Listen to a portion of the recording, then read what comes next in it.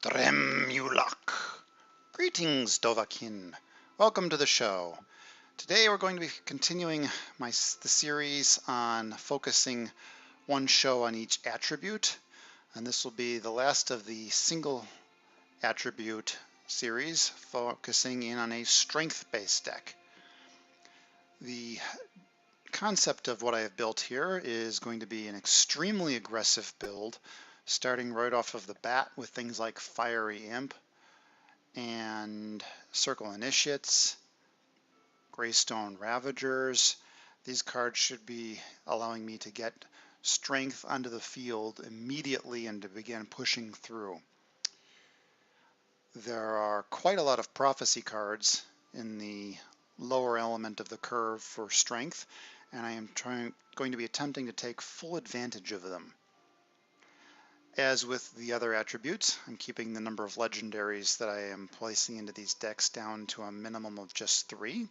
And let's take a look at the 3 that I've got in here.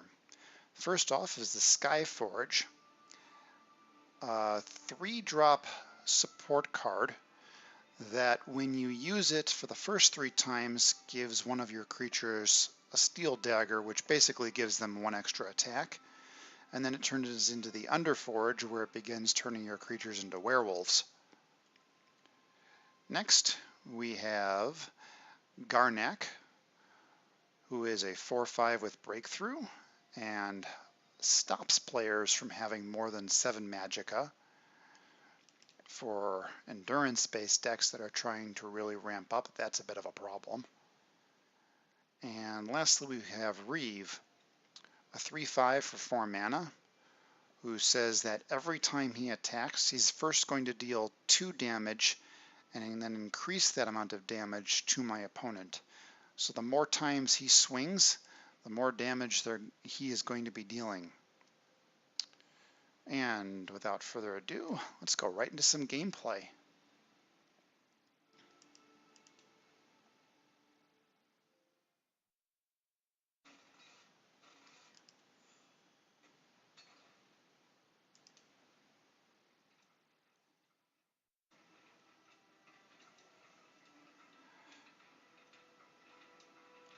Unlike my agility deck, which was focused very heavily around goblins, I'm not really focusing on any individual race with the strength deck, but rather just mostly trying to put some good cards in here that are on the lower end of the rarity spectrum. So I'm actually going to keep this hit and run, and I'm going to talk about that in just a moment. So what hit and run does is it says it's going to give me the ability to draw 5 cards and then discard my hand at the end of the turn. While that may seem a little painful, I think by the time I actually get to it, it's going to be the only card left in my hand, which would hopefully allow me to just completely refill my hand and just play a whole bunch more cards right off the bat.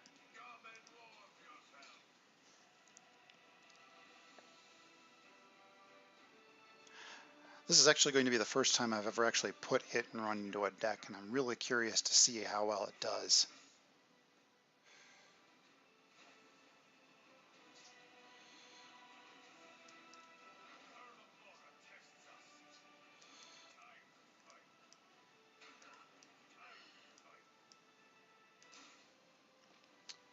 Rating Power Party. Even at just a rarity level, this is a great card. I mean, there's 0-drop 1/1s, but with the Northwind Outpost out, they become 2/1s, and they can swing immediately.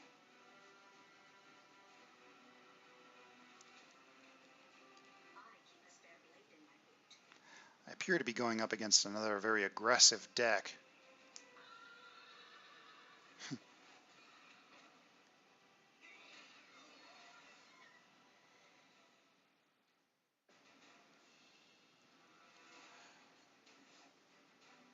What I'm planning on doing here is throwing up my other raiding party. Another raiding party on top of that.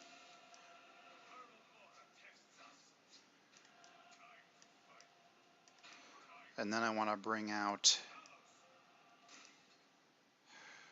the Withered Hand Cultist because he causes all actions to cost 2 more. Not really expecting to see a whole lot of actions on my opponent's side.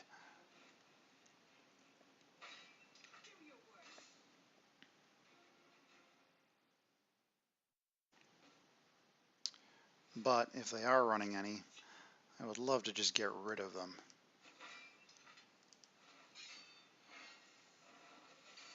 So that item takes out his guard ability.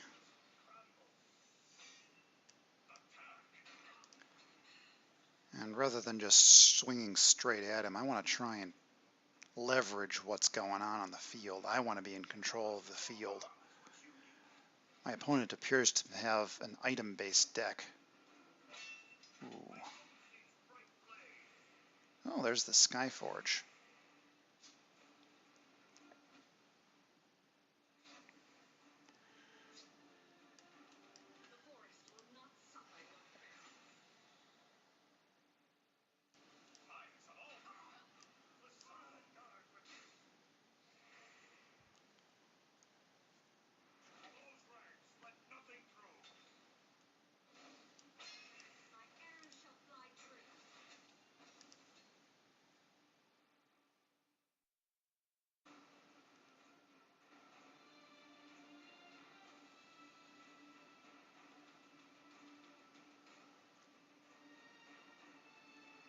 A lot of the decisions that I'm making here are based completely on what my opponent is doing.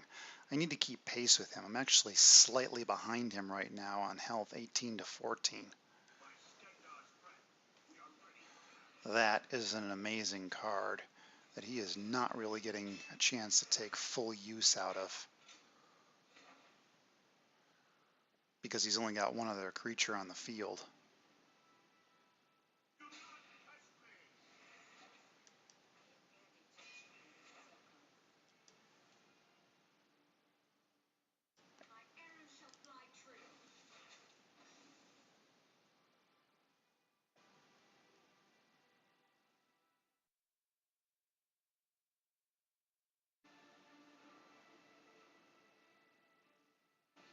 Unfortunately, it doesn't look like I'm going to get a chance to play that hit and run.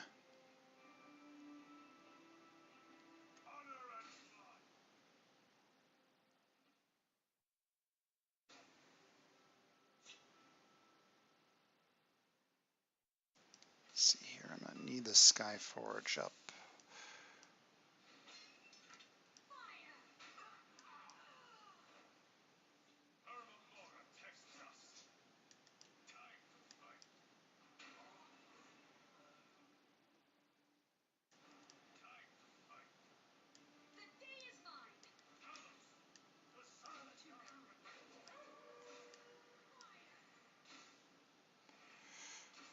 Oh, and I missed this by 1.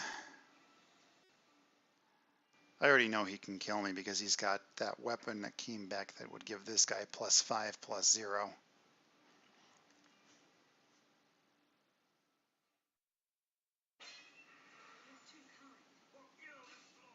But that was close.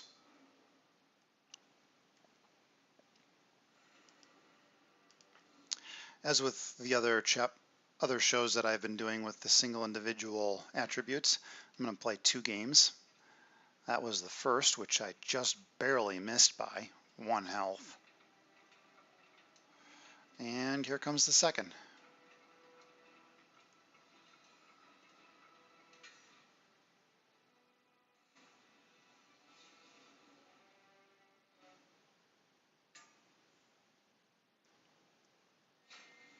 I'm actually very happy with how that first game played out.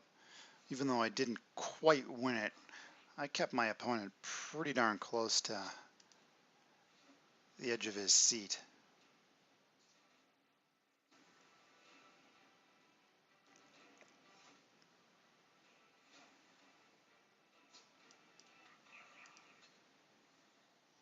And right off the bat, Fiery Imp rather. One cost 1/1, and he's going to shackle it down. He does not want that thing attacking. However, 2-3 with charge beats a 2-1. Take that down, keep my little old imp on the board. Execute and a firebolt. Ooh, a hit and run.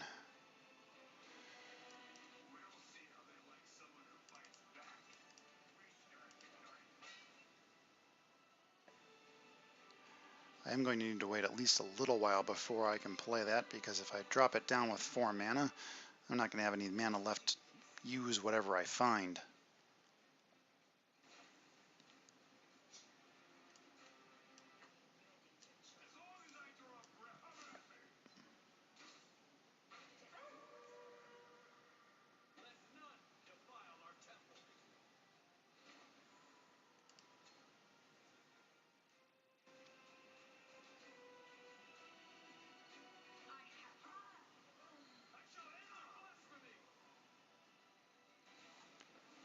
Piercing Javelin.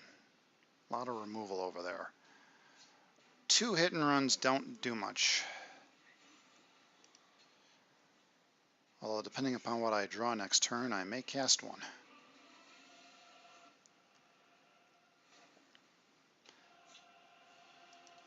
Yeah, Skyforge. Let's just bring that right out and use it.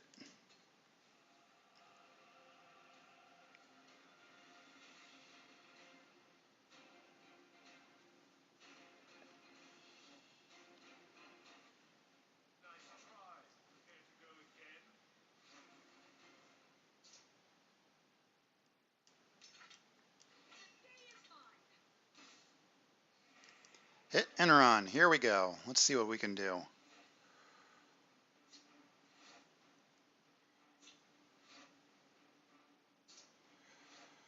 Ooh, lots and lots of decisions.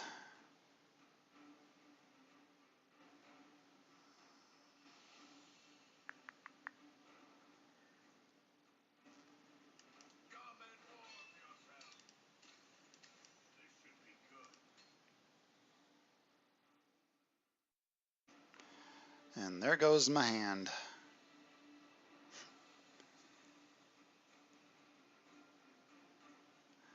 I think it served the purpose, though.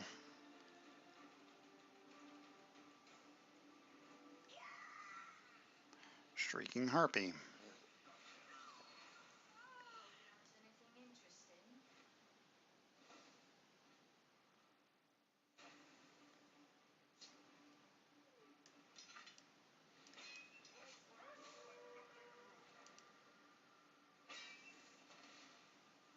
Alright, so the Skyforge has now transformed into the Underforge. And now whenever I use it, my creatures will become werewolves that get an extra +1/+1.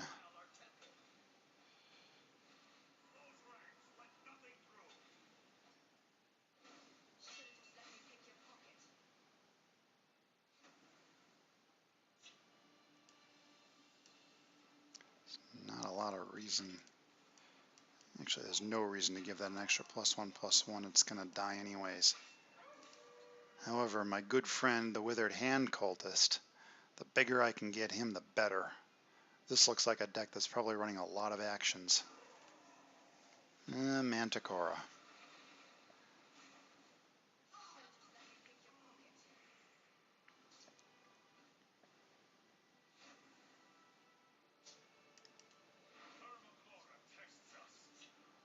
The last thing I really want to be doing here is just trading into my opponent, but I don't really have much choice.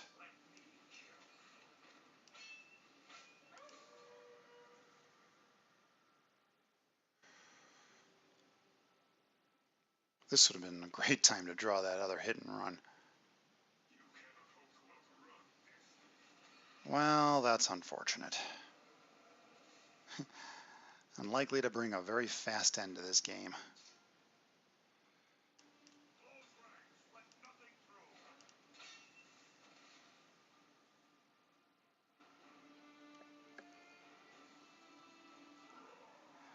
Manticora number 2.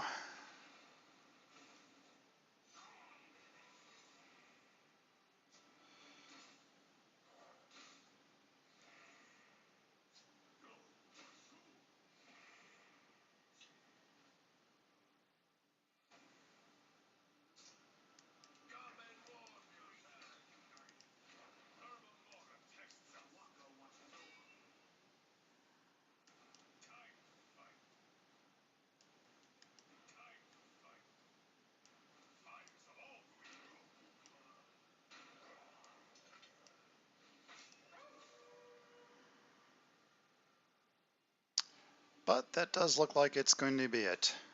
Dawn's Wrath. Cute. All right. Thank you, Dovahkiin, for tuning in. And I hope you'll come and join me next time when I start. Oh, wait. Next time is going to be the neutral deck. Definitely tune in. That's going to be a lot of fun.